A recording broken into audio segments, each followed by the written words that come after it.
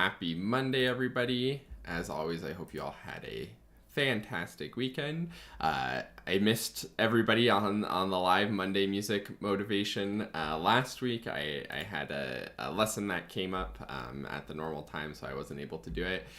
But we're back this week, and I'm excited to be sharing some fun, interesting stuff that I've sort of been thinking about and am working on with lots of my students, which is pretty much always what the live Monday music motivation is about, is just figuring out sort of what am I thinking about in my practice, what am I working on with my students, what's being helpful for my students, and how can I sort of package that up and share it with you all to help make your clarinet and music journey a little bit easier, a little bit more satisfying, and a little bit more fulfilling. So for today's live Monday music motivation, the topic is how do we sort of learn faster, or maybe another way you could think of this is how to sight read faster or just be better at sight reading in general.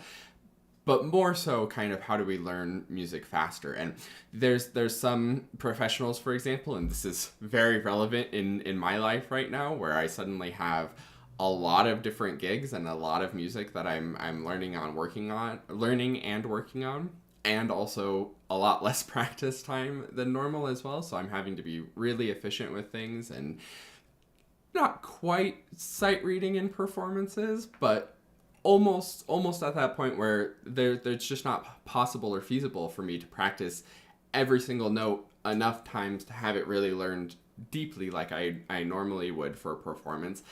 But that's okay, and I'm still doing well and playing well in these performances because I know how to learn the music really quickly, and I know how to sort of sight read quickly. It's not necessarily literally sight reading any of it, but there's a lot of it that I've only had a couple reps on, and that's all I need to get it to performance readiness. And it's not a matter of talent. A lot of times we think that of like, oh yeah, the professionals are just the people who are talented enough to really figure it out. I am not a big fan of this idea of talent at all, because I don't think it really is a thing. Maybe some people do pick things up a little faster. Maybe some people have a little higher peak potential, maybe. But I don't really think that's true at all. I think the closest thing to talent that I've seen, sort of natural ability, natural talent, is just people who started it when they were younger and have experience with basics and fundamentals from a young age. And that's kind of the point of what I'm talking about. This is the way to unlock that talent and how to be able to learn things faster and sight read faster and all of those things. What it comes down to is not natural ability, but it's your understanding and your sort of vocabulary of different patterns and your pattern recognition in the music. So the thing to be building and the thing to develop and the thing that I sort of wanted to talk about today is that everybody should be breaking things down to their sort of smallest fundamental building block and putting that in their vocabulary. If you go to learn an etude or a solo or a band piece and you're just kind of trying to learn the surface level of it, of, okay, I have to play this note, I think at this time, and you're only ever seeing it for that surface level and never seeing like, oh, this pattern of notes, these 3 or 4 or 5 notes, oh, that's a chromatic scale.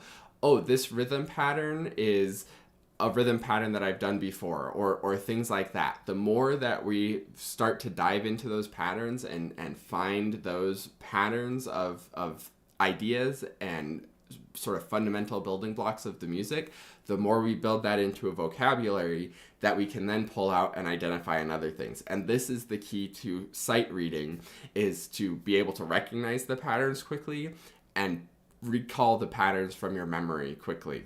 So what I want to encourage all of you to do this week in your practice is break things down a little bit further so that you aren't just reading the surface level of the music, but you're going a little bit deeper into it and finding those patterns. So look for scale fragments. And I bet you've experienced and done this before in music, where you see a scale and you're like, oh, that's a C major scale, or that's an F major scale, or whatever it may be.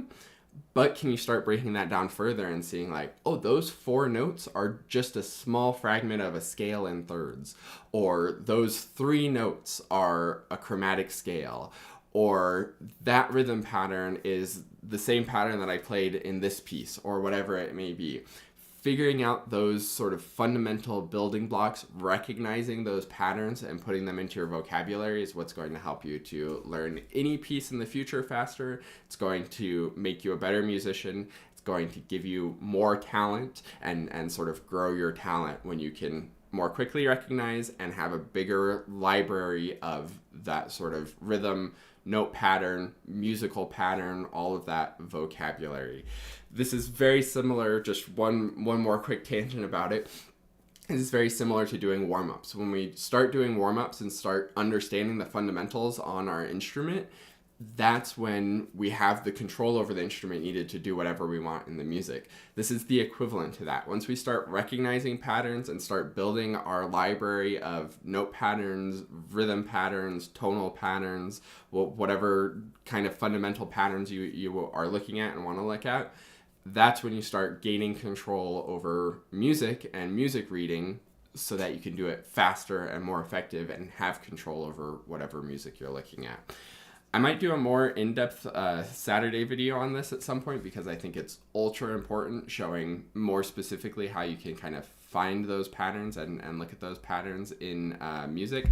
I'll put a comment to one that's kind of similar to this. It's talking about scale patterns and how learning your scale patterns applies to music and you can identify it and recognize it in music. So I'll put that in the comments once this is done being uploaded and finishing up the live stream and everything. So check the comments for that if you want sort of more details on how this process kind of works and what I mean by that.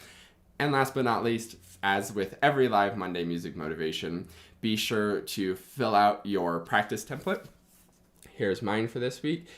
You can go to quickstartclarinet.com/get started to download the exact template, or you can just recreate it for yourself.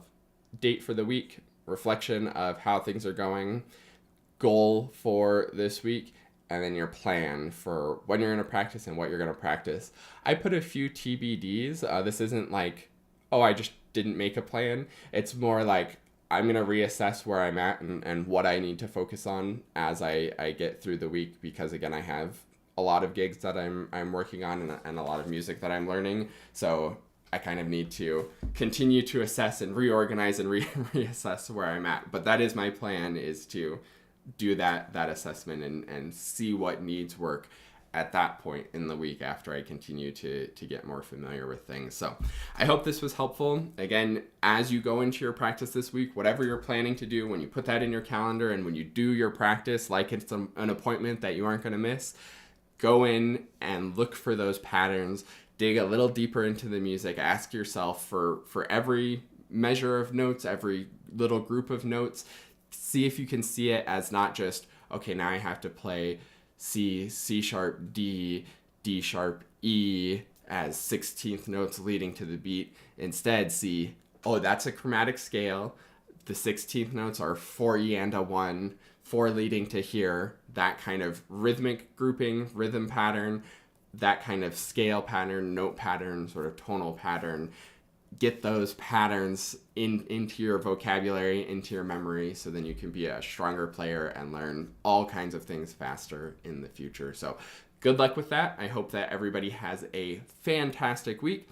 Thanks so much for watching this week's live Monday Music Motivation, and I will see you next week, assuming no lesson reschedules or anything crazy happens. But I think we should be good to go to see you all next week. So have a great week. Happy practicing, and I'll see you all next time.